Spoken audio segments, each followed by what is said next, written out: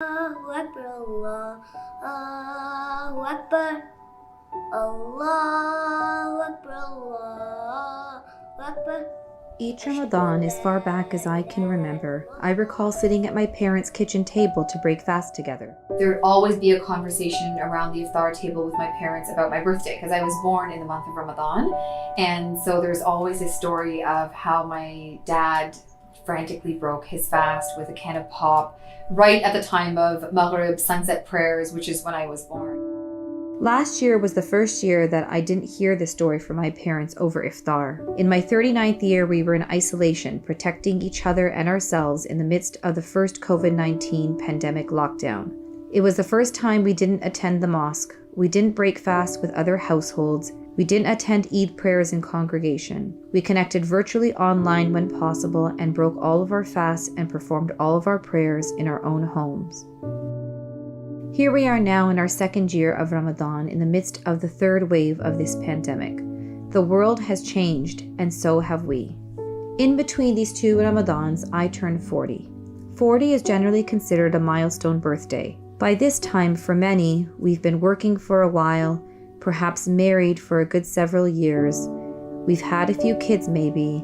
We've seen a lot, done a lot, and yet we realize there's still a lot more to do. 40 is actually a very significant year Islamically as well. There is specific mention in an ayah or a verse of the Quran that actually mentions the age of 40 and talks about caring for our parents in that time and what we hope to instill in our children in that time. Ramadan is the month where we bring forth the best of ourselves with the intention of setting the tone for the year ahead. This has been the year, it seems, we have all had to grow up and fast. I may have had responsibilities in the years leading up to the pandemic, sure, as a wife, as a mother, as a daughter, as a doctor, and as a community advocate, but the weight of responsibility in each of these realms got heavier. The ayah that speaks to caring for our parents meant so much more. There are certainly times, not just moments, but waves upon waves in which I feel I have no strength, and I know I am not alone in this feeling. The ayah mentions power and ability, that I may be grateful. Certainly the pandemic has had many of us pause and appreciate what really matters. As for power and ability, being a physician, this was the year that everything I knew of my science and art was pushed to its limits in helping others through their hardest and darkest times. The pandemic has been full of so much loss, deaths, loss of control, loss of stability. As a family doctor, I found myself bearing the challenges of so many people who were struggling due to this pandemic, and conversations around inequality were brought to the forefront as well, meaning difficult pain and pain that was generational became a part of people's moment-to-moment struggles. As much as it felt as though this whole pandemic and life stresses could swallow me whole, I was reminded by that verse that spoke of this being the age of full strength. And if this was the case for me, then it was my duty to use that strength to help bring others along through this. We speak in Islam of how when we leave this world, everything remains behind except three things: acts of ongoing charity, beneficial knowledge, and the prayers of your children. Ramadan for me is a time to step back and take stock of these three. What have I given of my own to improve the well-being of others? What is the knowledge that I seek and share to benefit others? As for the prayers of my children, my hope is this is a time when they see our efforts, when they witness the challenges and struggles that are out there in the world. My children, like me, may not have the ability to stop a pandemic, but they have the capacity to treat every human with dignity and to restore people's faith in humanity by the simple goodness and actions that they put forth.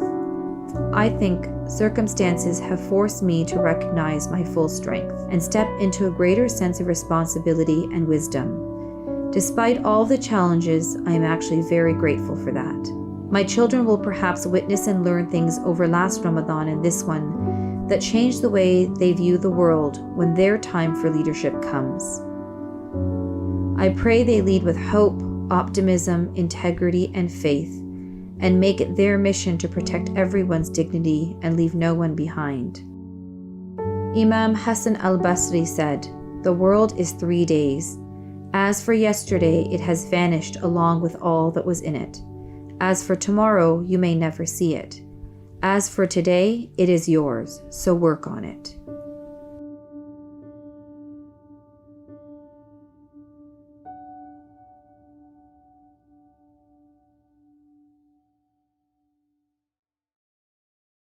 I'm thankful for my family, and what I would like from Allah is for COVID to go away. Very good. I'm thankful for my health, and I hope for my family to live long lives. I'm thankful for all the food we have today, and I would like to ask Allah for a safe and blessed Ramadan. I'm thankful for this blessed Ramadan that we have, and I hope that all people can get together with their families soon once COVID ends. I'm thankful for everything that Allah subhanahu wa ta'ala has blessed us with, and I hope and I make dua that He accepts all of me and my family's good duas. I am thankful for living in this world, and what I want from Allah subhanahu wa ta'ala is for my family to go to Jannah. You should make dua for your teeth to come in nicely.